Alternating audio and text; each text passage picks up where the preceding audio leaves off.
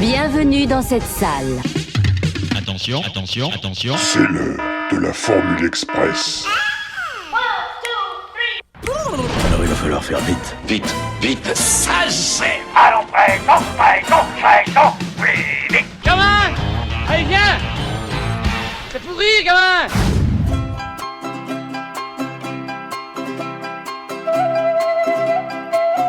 Salut à toutes et à tous et bienvenue dans cette nouvelle Formule Express de retour à l'écran. Ceux qui connaissent cette musique savent déjà que je vais vous parler du plus gros succès de l'année 1981, le film qui aura terrassé entre autres Les Aventuriers de l'Arche perdue, Le Professionnel, La Guerre du Feu, Rien que pour vos yeux, Le Maître d'école, La Soupe aux choux et encore plein d'autres et pas des moindres. Je veux bien évidemment parler de La Chèvre, second film de Francis Weber qui cumula à l'époque près de 7 millions d'entrées. Francis Weber, La Chèvre, que cache ce titre zoologique? La chèvre, c'est en général l'appât, c'est-à-dire ce qu'on accroche pour les chasseurs à un arbre, par exemple, pour attirer le fauve, le lion ou le loup. Et le chasseur, lui, se planque derrière l'arbre pour tirer sur le fauve. Alors pour tous ceux qui ont échappé depuis près de 40 ans à cette comédie devenue culte, La Chèvre, ça raconte quoi? Alors qu'elle est en vacances au Mexique, la fille malchanceuse du PDG d'une grande entreprise disparaît. Pour la retrouver, son père décide alors d'envoyer François Perrin, l'un de ses employés tout aussi malchanceux qu'elle, dans l'espoir que cette déveine commune puisse le mettre sur la bonne piste. Perrin est accompagné par Campana, un détective privé bourru, chargé de veiller sur lui qui subira malgré lui tous les malheurs de son partenaire. La seule façon de retrouver la petite, c'est de confier l'enquête à quelqu'un d'aussi malchanceux qu'elle. Je vais me donner à fond sur ce coup et ça va faire mal. C'est pas son jour, dit-on. C'est jamais son jour. Il est temps de passer à l'action, je commence à avoir des fourmis dans les jambes, moi. J'avais une vie un peu plate avant de vous rencontrer, Perrin. Merde. Retour en 1976. Après une riche carrière de dialoguiste et de scénariste, on lui doit notamment ceux du Grand Blond avec une chaussure noire, de l'Emmerdeur, du Magnifique, de Peur sur la ville, c'est presque naturellement que Francis Weber décide de passer à la réalisation. Francis, pourquoi vous êtes passé du scénario à la réalisation? Parce que c'est le moyen d'arriver au bout d'une aventure. Vous savez, c'est Billy Wilder qui disait que le scénariste est un monsieur qui fait le lit conjugal, et puis le metteur en scène couche dedans avec sa femme. Moi, j'ai préféré aller jusqu'au bout, c'est-à-dire dormir avec mon sujet jusqu'au bout. Il se tourne alors vers Alain Poiret, l'un des grands producteurs de chez Gaumont, et pour qui il a essentiellement travaillé en tant que scénariste. Mais celui-ci n'est pas très chaud pour produire son premier film. C'est finalement avec Claude Berry que Weber va pouvoir passer à la réalisation avec Le Jouet. Le Jouet, c'est l'histoire d'un milliardaire qui un jour emmène son fils dans un magasin de jouets, et ce dernier lui répond « Ça. Le Zorro? Non. Le cosmonaute? Non, ça. Ça, c'est Pierre Richard. C'est un sujet profond, c'est un sujet grave, c'est un sujet qui parle du pouvoir de l'argent. Et puis aussi, il y avait les rapports père-fils, des rapports père-fils sur lesquels je suis très sensible parce que j'ai moi-même eu un manque de rapport avec mon père. Et là où est le talent de Francis, c'est aussi d'en faire une comédie. Et je signale en passant que c'est peut-être de tous les films que j'ai faits, j'en ai fait quand même pas mal, peut-être c'est le film que j'ai préféré. La sortie du Jouet est prévue pour le mois de décembre 1976. Certain que le film fera un carton, Pierre Richard est alors une véritable star qui enchaîne succès sur succès, le producteur Claude Berry accorde à Francis Weber un budget conséquent pour la réalisation du Jouet. Même si tous les voyants semblent au vert, une grosse pression pèse sur les épaules de Francis Weber. Et justement, le film ne connaîtra pas le succès prévu. Quand Berry m'a donné donc les capitaux pour faire le film, il s'attendait à 5 millions d'entrées. Et on fait 1,4 million. Changer d'étiquette, c'est dur en France. Et tout le monde a dit, ouais, bah écoute, il n'est pas fait pour réaliser, c'est tout. Qu'il reste scénariste, celui-là. Pendant 4 ans, Weber retourne ses premiers amours. Il signe notamment le scénario de Coup de tête de Jean-Jacques Hano ou l'adaptation pour le cinéma de la célèbre pièce de Jean Poiret, La Cage aux folles. Jusqu'à ce que Alain Poiret de la Gaumont le recontacte et le pousse finalement à refaire un film. J'avais le sujet de La Chèvre en tête, qui était, pour retrouver quelqu'un de malchanceux, il faut prendre quelqu'un d'aussi malchanceux que lui. Et ça, c'est ce qu'on appelle en Amérique un bon pitch, parce que ça se dit en 2 mots, 2 phrases. Pour incarner les 2 compères qui vont se mettre à la poursuite de la jeune fille disparue, Francis Weber pense immédiatement à Lino Ventura et Jacques Villeray. Si Ventura n'est pas quelqu'un qui accepte facilement un rôle, il se laisse tout de même convaincre par Weber, dont la réputation de faiseur de succès n'est plus à prouver. Je lui donne le scénario à lire, et je lui dis, moi j'ai un acteur pour jouer le malchanceux, c'est Villeray. Il me dit, j'en veux pas. Je perds Villeray, qui m'en veut à mort, parce qu'il avait lu le scénario, et croyez-moi, il a vu la pépite, là, parce que c'était 7 millions d'entrées derrière. On ne le savait pas à ce moment-là, ni les uns ni les autres. Et je l'ai appelé moi-même, parce que je trouvais que c'était à moi de lui dire. Alors, il s'est mis à me haïr. Et je reviens, et pendant ce temps, Lino Ventura discute avec Gaumont pour être rémunéré. Il n'avait pas confiance. Parce que le jouet avait fait 1 400 000 entrées, mais ce n'était pas beaucoup par rapport à ce que je faisais d'habitude. Donc il en avait conclu que je n'étais pas un bon metteur en scène. Et je perds Ventura, parce qu'il se dispute avec Alain Poiret, de Gaumont International. D'un coup, j'ai plus de distribution. Weber fait alors appel à son acteur du jouet, Pierre Richard, pour remplacer Villeray. Ce dernier accepte immédiatement malgré le semi-échec de leur précédente collaboration. Mais alors qui pour prendre la place de Ventura? La solution viendra de Pierre Richard lui-même et de son agent Jean-Louis Livy, dont l'idée peut alors surprendre. Et il dit pourquoi pas Depardieu? Il dit Depardieu, mais il n'a jamais fait de comédie vraiment. Et je dis je suis absolument pas sûr de lui comme acteur de comédie. Il me dit écoute, tu peux faire une chose, tu les invites à dîner tous les deux, et tu te mets au milieu comme ça à table, et tu assistes au match de tennis. Et j'ai, pour la première fois, Depardieu et Pierre Richard face à face. Et Pierre, quand il mange, non seulement il se salit lui-même, mais il salit le type qui est en face. Ce qui fait que Depardieu était couvert de miettes d'œufs durs, de ketchup, etc. Parce que l'autre s'emballait comme ça. Il crachait sur Depardieu tout le temps. Et tout à coup, j'ai vu dans le regard de Depardieu le regard de Campana. Et je dis, c'est ça l'alchimie. Reste à convaincre Depardieu qui, de prime abord, pense qu'il ne sera que le faire-valoir de Pierre Richard. Il lit ça, Depardieu, et il y avait tout le temps, Campana regarde Perrin d'un regard incrédule. Il dit, j'ai rien à foutre là-dedans, moi. Je lui dis, fais-moi confiance, le contre-champ de comédie peut ramasser tout. Avant le début du tournage, Francis Weber va peaufiner son scénario pour obtenir une mécanique comique parfaite. Pour cela, il va s'inspirer des buddy movies américains et du cinéma de Billy Wilder, son réalisateur préféré. La comédie est un genre difficile pour une raison un peu sommaire, qui est que c'est plus facile de faire pleurer que de faire rire. Parce que les gens ne te reprochent pas de ne pas avoir assez pleuré, mais ils te reprochent de ne pas avoir assez ri. Et déjà, quand tu écris une scène, tu te dis, mais est-ce qu'elle est drôle? Mais comme je cherche les situations, la façon de les emboîter les unes dans les autres, ça s'appelle la construction. Et ça, c'est tout ce que j'aime. C'est ce qu'il y a de plus difficile, tu vois. Quand on te demande, dans les écoles de scénario, d'apprendre la structure, c'est comme ça qu'on dit en Amérique, ben c'est vrai, c'est ce qu'il y a de plus difficile, c'est ça. Moi, j'avais défini la structure d'un film dans mes mémoires en disant « Construire un scénario, c'est comme essayer de tracer une route dans un paysage qui n'existe pas. Encore. » Oh, il est à moi le chariot, là, hein? Pardon? Le chariot, je viens de le sortir pour mes baillages. Mais vous fâchez pas. Pas marqué dessus qui t'avoue le chariot. Enfin, j'ouvre le coffre et il me pique mon chariot. C'est pas lui qui est allé le chercher, merde! Mais je vois un chariot vide sur le trottoir, je le prends. Si vous voulez le garder, fallait pas le lâcher. Mais je l'ai pas lâché, j'ouvrais mon coffre pour sortir mes valises. Bon, bah, laissez-lui son chariot, allez, venez. Non mais permettez, c'est monsieur Magret, je vois pas pourquoi je me laisserais faire. Enfin quoi, merde, je fais des kilomètres pour trouver un chariot et cet abruti me le fauche. Non, mais on n'a pas besoin d'un chariot pour 2 valises, allez, venez, venez. Il m'a traité d'abruti. C'est une affaire entre lui et moi, je vous demande de ne pas intervenir. Vous m'avez traité d'abruti? Hein? Je pratique les arts martiaux, judo, aïkido, karaté. La première chose qu'on nous apprend, c'est le contrôle. Un type me traite d'abruti, je ne cogne pas, je le regarde et je m'en vais. Eh ben tire-toi alors. Vous avez de la chance. Allez, pour les chariots effilés. Vous avez de la chance. Gros connard. Vous avez de la chance. PD.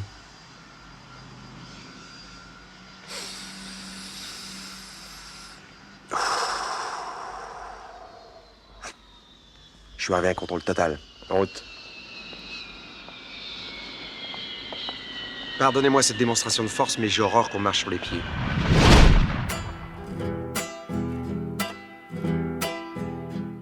Le tournage de La Chèvre s'annonçant assez physique, Francis Weber demande alors à ses 2 acteurs de le suivre dans une cure de remise en forme quelques jours avant le début des prises de vue. Comme Francis voulait surtout pas qu'on boive et qu'on mange trop, 15 jours avant, il nous emmenait chez Bobet dans un centre de thalassothérapie. Et puis Francis nous obligeait à faire du cross. Les 3 premiers jours, il courait avec nous. Il est très sportif, Francis, c'est très athlétique même. Et il courait avec nous dans le sable, ce qui n'y a rien de plus fatigant.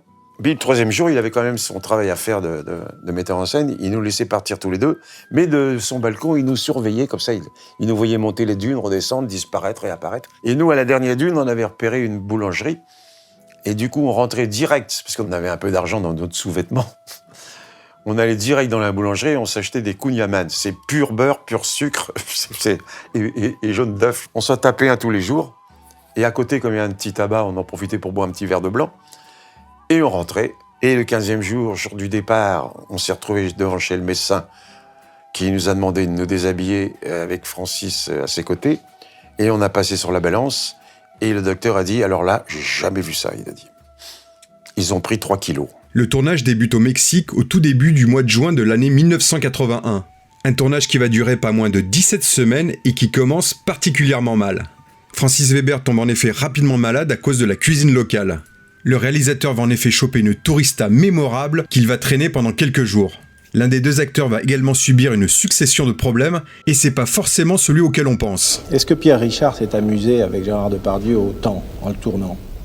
Je me suis beaucoup amusé parce que vous avez vu tous les malheurs qui m'arrivent dans le film. En fait, c'est à lui qu'il arrivait tous les malheurs au Mexique.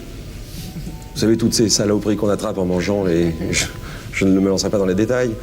La cuisine mexicaine, toutes ces saloperies qu'on attrape en marchant pieds nus, les scorpions. Enfin, il a eu tous les malheurs du monde sur ce film et j'étais miraculeusement protégé pendant le tournage. Je tiens à le dire parce que le calvaire était pour lui, pas pour moi.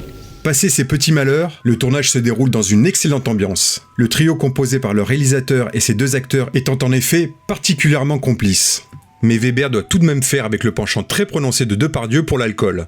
Entre vin, whisky et tequila, l'acteur tourne une grande partie de ses scènes à moitié ivre. Il a attrapé une bouteille de scotch, dans un verre, 2 verres, 3 verres, 4 verres, et il l'a vidé. Et il était en maillot de bain. Il est tombé par terre, et il y a 4 petits Mexicains, alors c'est des trucs qui sont gravés dans ma tête à vie, 4 ou 5 petits Mexicains qui sont arrivés, qui ont essayé de le remettre sur pied dans ce bar en plein air. Or, pour ramasser un type du poids de Depardieu, avec 40 degrés à l'ombre, au Mexique, c'est-à-dire un corps qui transpire, vous glissez. C'est-à-dire qu'ils essayaient de le soulever, Depardieu retombé. Et finalement, c'est moi qui me suis approché, je lui ai dit allez Gérard, maintenant tu viens avec moi, tu viens dans ton bungalow.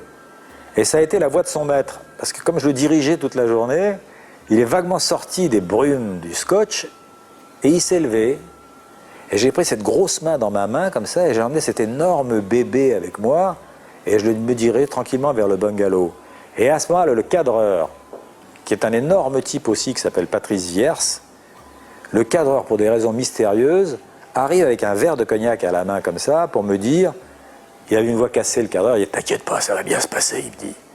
Et Depardieu se retourne voir cet énorme type, et il voit un type à sa taille, et il lui rentre dedans.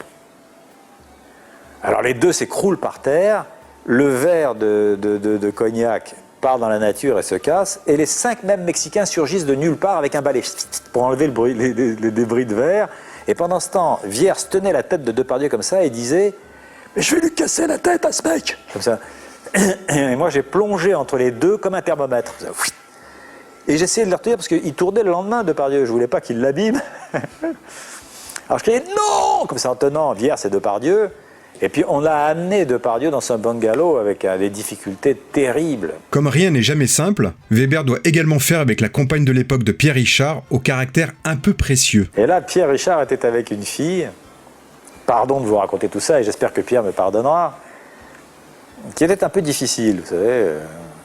Je ne veux pas dire de mots, mais c'était le genre un peu capricieux, ça. Bonjour.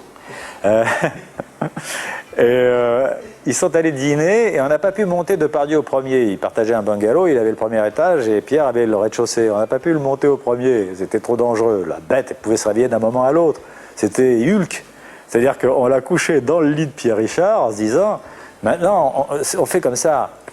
Et arrive Pierre Richard avec cette fille qu'il appelait Amour. Parce qu'on les imitait le matin au petit déjeuner. « Ça va, Amour ? Ça va. » Alors, donc il arrive avec cette fille et on lui dit « Pierre, on a couché Depardieu dans ton lit parce qu'il était saoul et on ne pouvait pas le manipuler vraiment. Alors tu vas dormir dans sa chambre, ça t'ennuie pas ? » « Non. » C'est Amour qui réagit. « Moi je vais dormir dans ma chambre. » Alors on dit « Mais non, sois gentil, comprends que c'est dangereux d'aller réveiller le monstre. » Et elle dit à Pierre « Va lui casser la gueule, chérie. » Le tournage de certaines scènes ne sera pas de tout repos pour les acteurs, notamment celle où Pierre Richard s'enfonce dans les sables mouvants. Qu'est-ce qui vous arrive encore ? Je ne sais pas, je m'enfonce. Pourquoi ? Je ne sais pas, je vous dis.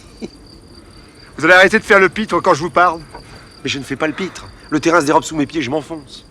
Et pourquoi je m'enfonce pas, moi? Sans doute parce que vous êtes sur une bande de terrain dur et moi sur une bande de terrain meuble. Vous vous reposez jamais, Perrin? C'était là que j'ai découvert que les comiques sont des martyrs. Parce que le trucage, c'est simplement un tonneau dans lequel il y avait un vérin qui descendait, rempli d'eau, et sur l'eau, à la surface, on avait mis de la poussière de liège. Ce qui fait que ça se conduisait, ça se confondait avec la surface du désert, là. Donc, Pierre Richard arrivait à la marque, il se plaçait sur le tonneau, le vérin descendait et il descendait. Mais ensuite, moi, je discutais avec les techniciens. C'est-à-dire que j'allais leur dire, non, écoutez, il descend trop vite. Et on l'oubliait, lui. Il a la petite tête qui dépassait comme ça, et il faisait 40 degrés à l'ombre, et littéralement, il cuisait dans la chaleur. Il était rouge. Et il disait, s'il vous plaît, s'il vous plaît. Ah bah c'était ça.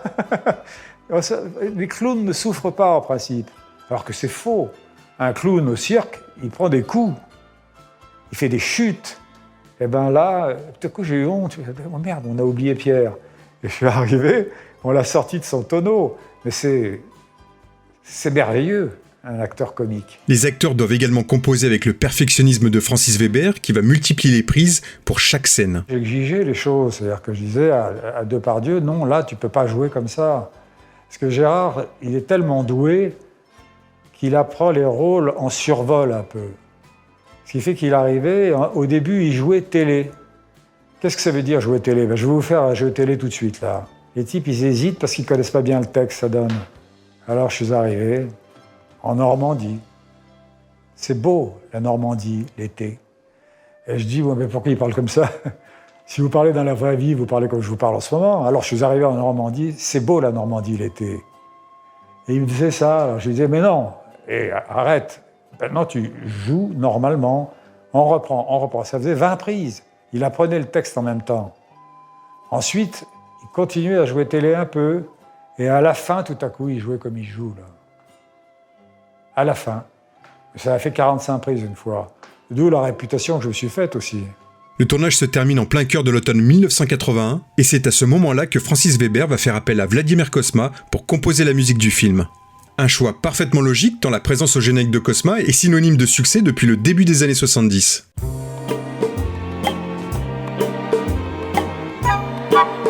Tout le monde a entendu au moins une fois dans sa vie l'une des musiques de film du compositeur, comme celle d'un éléphant ça trompe énormément, L'aile ou la cuisse, ou Les aventures de Rabbi Jacob.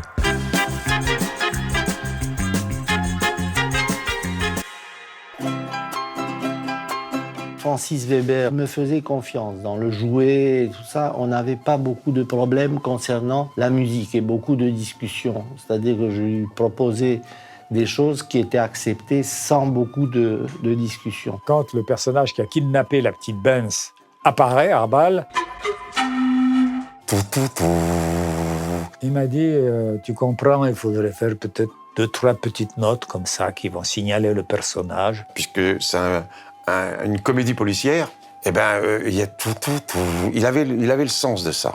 Pierre, c'est un comique qui est en même temps un séducteur. On a eu cet énorme succès qui était le grand blond avec une chaussure noire où c'était devenu une énorme vedette et ma musique avait eu un énorme succès. Zamfir, alors là, c'était surtout qu'il avait trouvé Zamfir avec sa flûte de Pan. Il trouvait comme ça des mélodies ou même des instruments qui me correspondaient. J'ai travaillé pour le premier film de Pierre Richard, Le Distrait, où c'est effectivement basé sur un instrument, une couleur, un petit sax sopranino qui est un instrument surtout utilisé par les clowns dans le cirque. Vladimir avait compris mon personnage, qui trouvait toujours la musique qui était l'idéal pour me mettre le film en valeur, mais même moi. Pierre Richard a apporté quelque chose de nouveau dans la comédie française, déjà par sa tête, par son visage, par sa manière de bouger dont je vous ai parlé avant, par le fait que c'est un personnage qu'on n'avait pas du tout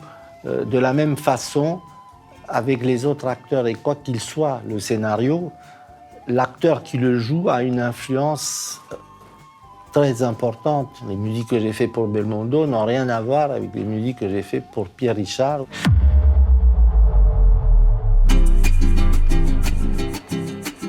La Chèvre sort sur les écrans français le 9 décembre 1981 et le triomphe est quasi immédiat. Le film profite des fêtes de Noël pour engranger un maximum d'entrées. Au final, ce seront presque 7 millions de personnes qui se déplaceront pour voir les aventures de ce duo devenu mythique du cinéma français. Rapidement et logiquement, l'idée d'une suite s'impose. On s'étonnait que je ne fasse pas la suite de La Chèvre.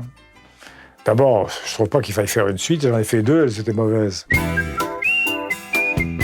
Devant la volonté du duo d'acteurs de se réunir à nouveau devant la caméra de Francis Weber, le réalisateur va écrire le scénario des Compères, qui connaîtra lui aussi un grand succès avec près de 5 millions d'entrées. Quand on fait du cinéma, la première des choses à faire est de raconter une histoire de façon engageante.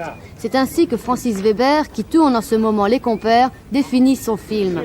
Après l'énorme succès de La Chèvre, il réunit à nouveau le tandem Gérard Depardieu, Pierre Richard. Depardieu et Pierre Richard jouent le rôle de 2 anciens amis d'une mère, Annie Duperré. Celle-ci les mettra astucieusement en concurrence pour retrouver son fils fugueur sur la Côte d'Azur. Pour s'assurer de leur aide, elle leur fait croire à chacun d'eux qu'il est le père du garçon.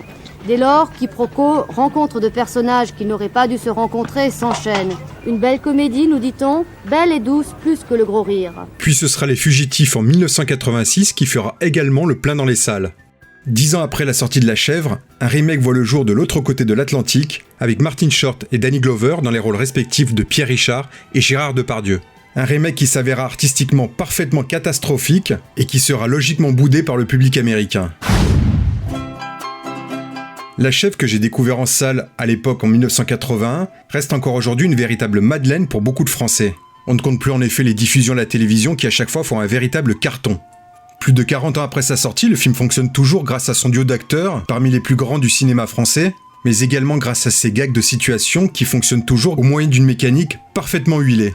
Certains se sont toujours amusés à remettre en cause les qualités de réalisateur de Francis Weber, mais on ne peut pas nier le talent indéniable de metteur en scène comique qui a triomphé dans l'un des genres les plus difficiles du cinéma. C'est-à-dire, je ne deviendrai jamais un immense réalisateur, parce que c'est l'écriture qui est d'abord mon métier. Mais là, c'est plus facile de faire des cascades, entre guillemets, que de faire un texte. C'est tout bête, c'est vrai. Je me le suis démontré à moi-même dans le Dîner de cons. Parce que dans le Dîner de cons, vous avez 2 types sur un sofa. Et c'est mon plus gros succès. C'est pas nécessaire d'être dans le Grand Canyon du Colorado et d'avoir une cape de Superman pour faire un film. Et vous pouvez faire des films comme ça aussi et ça fait des gros succès. Mais là, moi, quand je vois ça, je vois que j'ai fait un peu des progrès comme metteur en scène, effectivement. C'était Max pour La Chèvre, et je vous dis à bientôt pour un nouvel épisode de Retour à l'écran. En attendant, tous nos précédents épisodes sont disponibles sur notre site retouralécran.fr, sur YouTube et sur les meilleures plateformes de podcast et de streaming musical. Si je devais résumer ma vie aujourd'hui avec vous, je dirais que c'est d'abord des rencontres. C'est vrai que je ne vis que pour le cinéma. Pour être aimé, il faut être aimable. Vous voulez un chocolat? C'était pas ma guerre. Back and full force. Quelle est votre devise? Je m'appelle Bond. James Bond. Vous délirez totalement là. C'est ça qui permet de voyager à travers le temps. La vie a plus d'imagination que nous. J'espère que je ne vous apprends rien. Vous êtes un mélancolique. Mélancolique, mon cul.